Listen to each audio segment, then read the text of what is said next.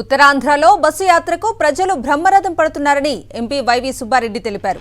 5 ఏళ్లుగా ఉత్తరాంధ్ర అభివృద్ధికి సీఎం జగన్ అధిక ప్రాధాన్యత ఇచ్చారని చెప్పారు.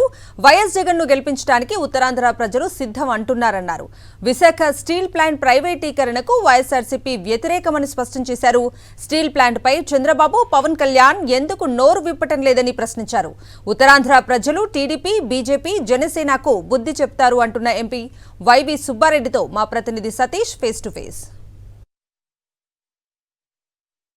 ముఖ్యమంత్రి వైఎస్ జగన్మోహన్ రెడ్డి భారీ బహిరంగ సభలో పాల్గొనబోతూ ఉన్నారు. మనతో పాటు ఉత్తరాంధ్ర జిల్లాలకు సంబంధించిన రీజనల్ కోఆర్డినేటర్ వైవి సుబ్బారెడ్డి ఉన్నారు. ఆయనతో మాట్లాడుతాం. సార్, ఉత్తరాంధ్రలో ప్రవేశించినప్పటి నుండి కూడా నిన్న రాత్రి నుండి కూడా పెద్ద ఎత్తున జనం రిసీవ్ చేసుకుంటూ ఉన్నారు. ఉత్తరాంధ్రకి వైఎస్ జగన్మోహన్ రెడ్డికి ఇంత స్వాగతం పలకడానికి కారణం ఏంటి సార్? గత 5 సంవత్సరాల నుంచి గౌరవ ముఖ్యమంత్రి జగన్మోహన్ రెడ్డి గారు ఉత్తరాంధ్రపై ప్రత్యేక దృష్టి పెట్టి ఏ విధంగా అభివృద్ధి కార్యక్రమాలు చేస్తున్నారు, ఆ ఫలాలు ఏ విధంగా రాబోతున్నాయనేది ఉత్తరాంధ్ర ప్రజలకి పూర్తి అవగాహన ఉంది. అది కూడా కాక ఉత్తరాంధ్ర పూర్తిగా వెనుకబడిన ప్రాంతము. ఈ ప్రాంతంలో అభివృద్ధి చేయటమే కాక ఈ ప్రాంతం నుంచే పరిపాలనా రాజధానిగా చేస్తానని ముఖ్యమంత్రి చెప్పిన దానికి పెద్ద ఎత్తున ఉత్తరాంధ్ర ప్రజలందరూ కూడా ముఖ్యమంత్రి జగన్మోహన్ రెడ్డి గారిని త్వరగా ఈ ఎలక్షన్స్లో అత్యధిక స్థానాలతో గెలిపించి మళ్ళీ ఈ రాష్ట్రానికి ముఖ్యమంత్రి గారు అవ్వాలి. అప్పుడు ఉత్తరాంధ్ర ప్రాంతం అన్ని విధాల మిగతా ప్రాంతాలతో అన్నిటికన్నా సమాంతరంగా ఇంకా ఎక్కువగా కూడా అభివృద్ధి చెందని పెద్ద నమ్మకంతో ఉత్తరాంధ్ర ప్రజలు ఉన్నారు. కాబట్టే ఈరోజు రాష్ట్ర వ్యాప్తంగా జరుగుతున్న సిద్ధం బస్సు యాత్రకి రాత్రి ఉత్తరాంధ్ర జిల్లాల్లో ఎంటర్ అవ్వటం జరిగింది. అనకాపల్లి జిల్లా పాయకరాపేట నియోజకవర్గంలో ప్రజలు బ్రహ్మరథం బట్టి రాత్రి 9 గంటలప్పుడు కూడా గౌరవ ముఖ్యమంత్రి గారిని స్వాగతం పలుకుతూ రిసీవ్ చేసుకోవడం జరిగింది. అదేవిధంగా ఈరోజు అనకాపల్లి నియోజకవర్గంలో అనకాపల్లి పార్లమెంటుకు సంబంధించిన సిద్ధం బహిరంగ సభ కూడా పెద్ద ఎత్తున విజయవంతం కాబోతుంది. సుమారుగా 1,25,000 మంది 1,50,000 మంది ఈ సభకి వచ్చే విధంగా మా నాయకులు, కార్యకర్తలు ఏర్పాట్లు చేయడం జరిగింది. ఈ సభ ముగించుకున్నాక తప్పకుండా మళ్ళీ ఇక్కడి నుంచి విశాఖపట్నానికి దగ్గరలో నైట్కి బస ఏర్పాటు చేయడం జరిగింది. రేపు అత్యంత ప్రతిష్టాకరంగా విశాఖపట్నం నియోజకవర్గంలో, విశాఖపట్నం సిటీలో 6 నియోజకవర్గాల్లో పెద్ద ఎత్తున రోడ్ షో జరిగే విధంగా అన్ని ఏర్పాట్లు చేయటం జరిగింది. అది కూడా పెద్ద ఎత్తున విజయవంతం చేయడానికి విశాఖ నగర ప్రజలందరూ కూడా ఎదురు చూస్తూ ఉన్నారు.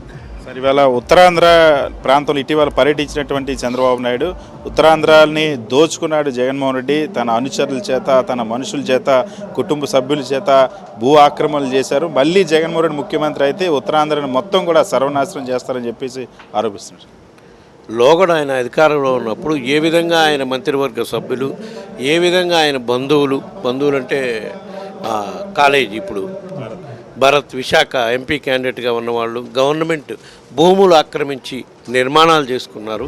ఏ విధంగా మంత్రివర్గంలో ఉన్నప్పుడు అప్పుడు గంటా శ్రీనివాసరావు గారండి, ఆయన నర్సీపట్నం అయ్యన్న పాత్రుడు కానీ ఏ విధంగా భూ అక్రమాలకు పాల్పడ్డారు అనేది ఈవెన్ కమిటీలు వేస్తే కమిటీ ద్వారా కూడా నిర్ధారణ చేసుకొని మీ మంత్రివర్గంలో ఉన్నోళ్లే భూ ఆక్రమణ జరిగింది, ఆ మంత్రి ఇట్లా చేశాడు అని కామెంట్ చేసిన పరిస్థితులు ఉన్నాయి ఆ రోజుల్లో. మేము వచ్చిన 5 ఏళ్లలో ఎక్కడ మా నాయకులు కానీ, మేము కానీ, మా ముఖ్యమంత్రి కానీ ఎక్కడన్నా భూ ఆక్రమణకు పాల్పడినట్టు సాక్ష్యాధారాలతో నిరూపించమనండి. ఇవన్నీ వాళ్ళ వరకు బురజల్లే కార్యక్రమం చేయాలి. ఎందుకంటే ఆయన ఇప్పటికీ ఇక్కడికి వచ్చినా కూడా అమరావతి రాజధాని చెబుతున్నారు కాబట్టి ఆయన ఉత్తరాంధ్ర ప్రజలు వ్యతిరేకిస్తారు. కాబట్టి ప్రభుత్వం మీద వ్యతిరేకత పెంచాలి అంటే ఏదో ఒక బురజల్లే కార్యక్రమం చేయాలి. కాబట్టి ఆయన విధమైన డ్రామాలకి తెరలేపే కార్యక్రమం చేస్తున్నాడు. ఈ 5 ఏళ్లలో ఉత్తరాంధ్ర ప్రాంత ప్రజలు ఉన్నంత ప్రశాంత వాతావరణ పరిస్థితులు గతంలో ఎప్పుడు కూడా లేవు. అది ప్రజలు చూస్తున్నారు, గమనిస్తున్నారు. ఇవాళ ఉత్తరాంధ్ర ప్రాంతం వాసుల ఒక సెంటిమెంట్ అంటే విశాఖ స్టీల్ ప్లాంట్కి సంబంధించి మీ స్టాండ్ ఏంటని చెప్పి తెలుగుదేశం పార్టీ అడుగుతుంది. ఒకవైపు బీజేపీతో వాళ్ళు పొత్తు పెట్టుకున్నారు, సీఎం రమేష్ ఇక్కడ పోటీ చేస్తూ ఉన్నారు, వాళ్ళంతా పోటీ చేసి మీ స్టాండ్ ఏంటి వైఎస్ఆర్ కాంగ్రెస్ పార్టీ అని చెప్పి మిమ్మల్ని ప్రశ్నిస్తున్నారు.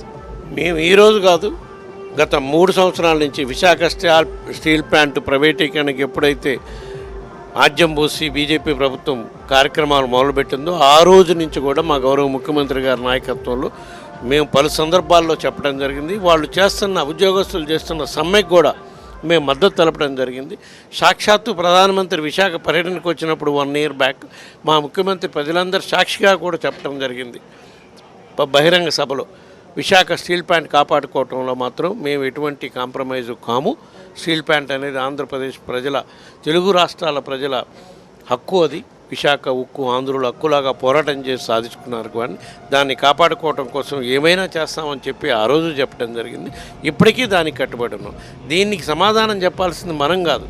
ఎందుకంటే ఏ పార్టీ అయితే కేంద్రంలో అధికారంలో ఉందో, బీజేపీ పార్టీ, ఆ పార్టీ స్టీల్ ప్లాంట్ని జాతీయ చేయడానికి కార్యక్రమం మొదలుపెట్టింది.